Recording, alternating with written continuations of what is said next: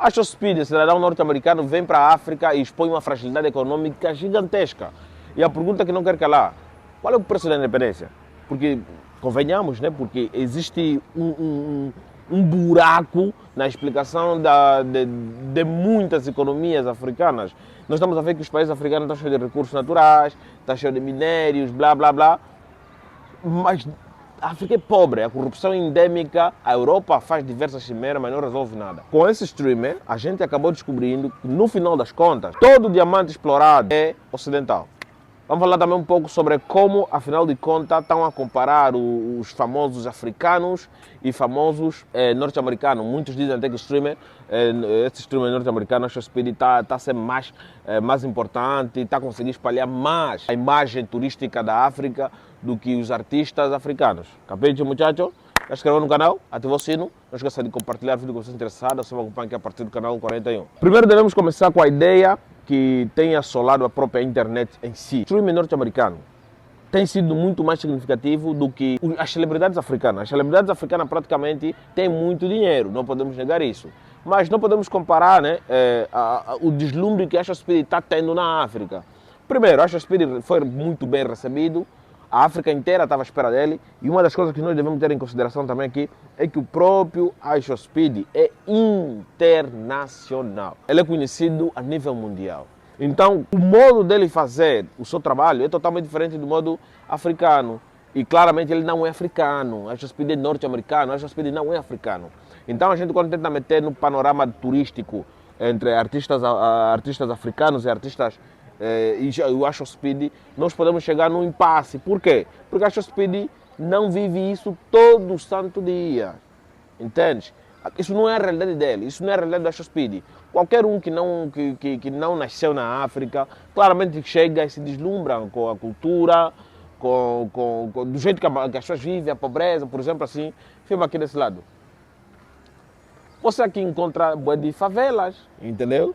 Se você for estrangeiro, por exemplo, que nasceste no país desenvolvido, chegando aqui, com certeza, se você não é focado nessa área política, sociológica, você vai se deslumbrar. A maneira que as pessoas vivem, o trabalho, a comida. Então não tem como não se deslumbrar. E veja que as pessoas dão acesso livre ao próprio Asha Speed de filmar. Uma coisa que nós africanos não fazemos. Eu já falei isso no outro vídeo, no primeiro vídeo que eu fiz sobre o Asha Speed. Entendeu? É uma abertura que a população africana entrega para o estrangeiro, que não entrega para os streamers africanos. Entendeu? Por exemplo, eu muitas vezes pensei que os africanos não gostam de serem filmados. Mas não, os africanos só não gostam de pobre e não gostam de africanos que filmem. Entendeu? Porque qualquer um estrangeiro que chega com a câmera, eles estão lá sorridentes. Eu vejo isso porque eu reajo muitos vídeos de brasileiros e outros que vêm aqui para a África, principalmente brasileiros, são muito bem recebidos. E nitidamente você consegue refletir, claro, se você for africano. Porque se eu for lá com a câmera, vamos falar paga. Apaga, paga, não quero que você paga isso aí. Mas eles, quando veem que é estrangeiro que está lhes filmando, eles ficam todos sorridentes.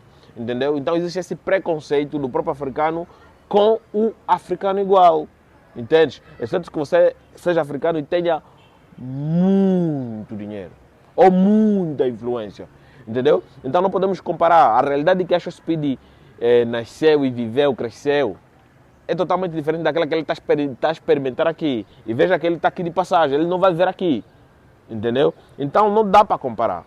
O deslumbre, o vou ali, vou fazer aquilo. Tem coisas que ele está a olhar e não está a entender. Já um africano consegue olhar e entender, ele não precisa de explicações. O africano consegue olhar e sabe que isso é cultura, isso é pobreza, isso aqui é mazela. O pessoal está a se vestir assim porque não tem condições de comprar roupa, entendeu? Dá para distinguir entre cultura e isso claramente bateu de frente com os lugares em que ele foi entrando. Por exemplo, ele foi para Botsuana. Botsuana é um dos países africanos que, no ranking dos países com uma democracia, né, comparado com outros países africanos, está melhor. Entende? Está melhor. Ele foi para lá, foi filmar, foi muito bem recebido pela sociedade. A comunidade lhe ensinou algumas coisas culturais. Mas tem um porém. Ele foi para uma mineradora, uma empresa. Lá ele disse que eu quero comprar um diamante bruto. naquela brincadeira dele, né? De eu vou comprar, eu vou comprar. A pessoa que lhe atendeu lhe disse assim: não podes comprar diamante bruto, porque aqui existem algumas normas. Esses diamantes são exclusivos de empresas ocidentais. Então, se você quiser comprar um diamante bruto, você deve negociar com os ocidentais. Ele ficou admirado. E uma pergunta que ficou no rosto dele é: então os diamantes estão tirados daqui. Para que eu vou ter que negociar com aqueles que vivem na Europa? E por que vocês africanos não têm o direito de vender esses produtos? Entende? A pergunta é simples. Existe uma fragilidade. Essa fragilidade econômica, estrutural que tem nos países africanos nos remete à época colonial. A independência foi entregue de forma apressada. Isso é uma coisa que eu venho batendo muito na tecla quando eu estou a falar de Angola. Mas se a gente olhar para outros países, principalmente aqueles que foram colônia de França, colônia de Reino Unido, foram independência entregue com muita inteligência, muita perspicácia. Uma coisa que todos eles fizeram foram acordos quase que vitalícios, acordos a longo prazo. Então a pergunta é: qual foi o preço da independência? Eu não sei vos responder. Nós talvez poderíamos entrar aqui com conspiracionismo, mostrar ideias que vão contrapor a realidade, falar porque que nunca ninguém veio e por isso que todos eles são ricos, todos os governantes são ricos e poderosos. A Europa, por mais que critica, nunca faz nada. Vamos entrar em conspiração. Mas o que eu vos digo é: existe mistério nessas minas. Um exemplo que eu vou vos dar: Congo Democrático. Eu fiz um vídeo aqui falando sobre os coloenses. É uma região muito rica em minérios, tem lá cobalto, cobre, tem todo tipo de minérios, terras raras, lá tem. Então o que acontece? Lá tem muitas empresas. Eu estava a pensar que lá só tinha empresas ocidentais. Quando eu fui pesquisar, eu descobri que lá tem muitas empresas chinesas. As predominantes lá são chinesas. Entendeu? Não são ocidentais. Naquela região coloense, que é uma região que faz parte da República Democrática do Congo, e faz fronteira com Angola, faz fronteira com a Zâmbia, lá tem muitos chineses. São as empresas chinesas que estão lá. São os chineses que estão a explorar minas, os minérios lá. Claro, tem presença dos norte-americanos, tem presença dos norte-americanos, mas tem mais chineses lá. Só naquela região. E nas outras bandas também tem chineses. Então a pergunta é: a culpa é só do Ocidente? Quem sai a ganhar? É só o Ocidente? Entende? Prontos. A fragilidade econômica foi exposta, por isso que as empresas que são instaladas aqui não beneficiam a população, porque independentemente do que os governos dizem, eles não podem fazer nada. Eles não podem fazer nada. Está tudo consolidado, está tudo entregue. Segundo o senhor disse que é a longo prazo, né? É um acordo a longo prazo que não facilita que um africano compre um diamante bruto. No Botsuana, um africano não pode comprar um diamante bruto. Um estrangeiro também não pode comprar um diamante bruto. Tem que ir lá na Europa e perguntar: posso comprar? É quanto? Entendeu? Isso é ruim. Ponto número 1, isso é ruim. Ponto número 2, isso é muito ruim. Não vamos entrar em mais detalhes, vou estar a resumir aqui o vídeo. A Speed tem muito mais influência, tem muito mais possibilidade de interagir com a população africana. Por quê? O africano em si só tem preconceito com outro africano igual. Eu vejo isso nos vídeos que eu reajo muito dos brasileiros. Quando vêm aqui para Angola, ou para Moçambique, ou para outra parte, vão para Eswatini, vão para qualquer parte da África, são muito bem recebidos. Entendeu? As pessoas se entregam às câmeras, querem participar, entende? Mas se você for um africano nativo, não vão aceitar que você lhes filme, entende? Vão te dificultar a vida. Eu diversas vezes já fui filmar nas ruas, me mandaram pagar, entendeu? Mas no outro dia você vê vídeo de um estrangeiro lá filmar, está tudo em dia. E está tudo bem, claramente a consciência, né? A consciência, a educação de nós africanos ainda não é muito bem pronto.